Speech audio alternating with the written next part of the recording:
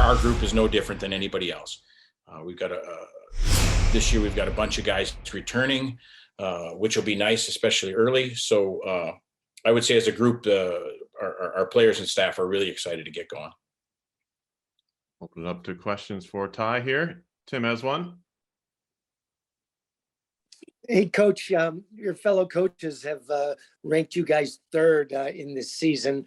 You've had, you're known as the Big Five in terms of getting freshmen in. Defenseman named Norris, who's not unfamiliar to you. Can you talk about your recruiting classes? Is this as good a recruiting class as you recall? Where do you rank this? Well, I'll start with the beginning of the question. The poll came out, and the one thing I do really like about our league is I do think our league and our coaching body really know not only their own program, but know the rest of the league really well. And obviously, anybody that didn't vote for Minnesota State as number one had to give a pretty good reason based on their success. So we know it's going to be a really competitive league. We feel like we're a team that if we can do the things that play to our strengths and do the things that we've been recruited to do, we're going to be a team that is difficult to play against, and hopefully be in a position down the stretch in February to be contending with 3 or 4 other teams for the league championship. And then in regards to our freshman group, we like them. They all bring different things to the table. Like you said, there's some connections with a few of them. You mentioned Dalton Norris. Dalton had a great year in the USHL for Lincoln last year, and his brother Cole got his master's from Bowling Green last year. So we had Cole, and they're wearing the same number, so there wasn't a whole lot of maintenance to do on that jersey. The nameplate just stayed the same, and we moved them into actually I think they're in the same locker, so there wasn't a whole lot of stuff that had to change in regards to him. And then Jaden Grant is a freshman who had a great year in Youngstown in the USHL. He's a young man from Michigan that's got a chance to be a Sam Craigs type player in our lineup. And then Jack Blake, whose dad was an outstanding player here at Bowling Green. Jack's going to be a real solid defenseman for us. And Quinn Emerson, whose dad was also he's the all-time leading scorer here at Bowling Green. And Quinn's a kid that has great habits and works extremely hard and is going to do a really good job over his time here at Bowling Green. And then the last player in this group is a young man named Brett Foe. Brett's a young man from British Columbia who had an outstanding year in Spruce Grove in the Alberta Junior Hockey League. So it's a group that we're very excited about, and the things we've tried to talk to them about is with so many returners and so many guys back, we want them to get used to college hockey and grow and be comfortable with their teammates and be comfortable being freshmen at Bowling Green. And whereas last year we had a bunch of turnover and a lot of our freshmen got thrown into the fire right away. So we're excited about the group. Our opinion of them hasn't changed since they've gotten on campus. If anything, it's improved. We really think they all have a chance to be really good contributors to our program. All right, Joel, you're up next.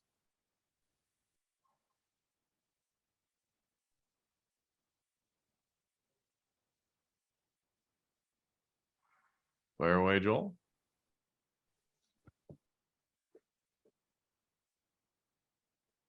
Maybe we'll come back. Ryan, you have a question for Coach?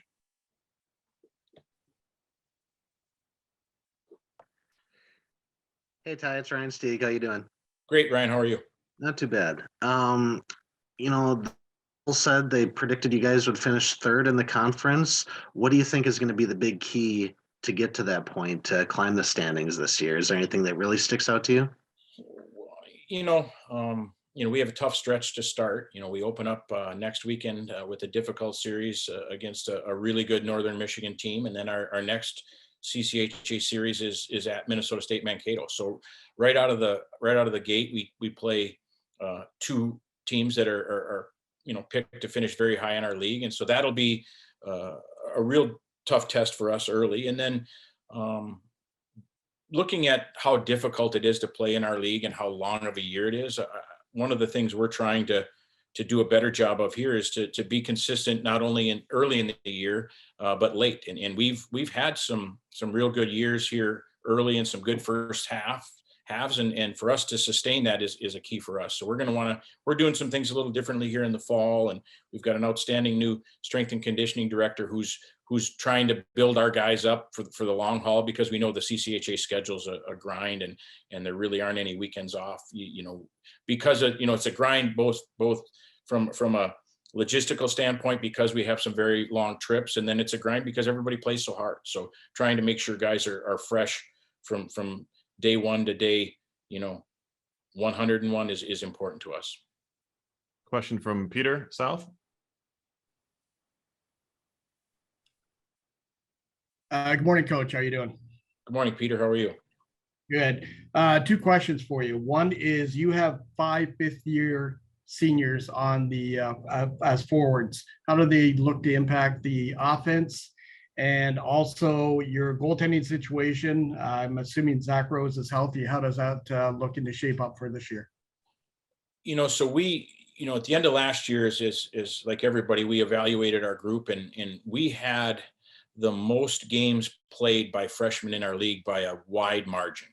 We were into, I think it's close to 270 games played by freshmen. And so this year, like you said, Peter, we've got 4 forwards who are going to be in their 5th year, and actually 5, I think you said.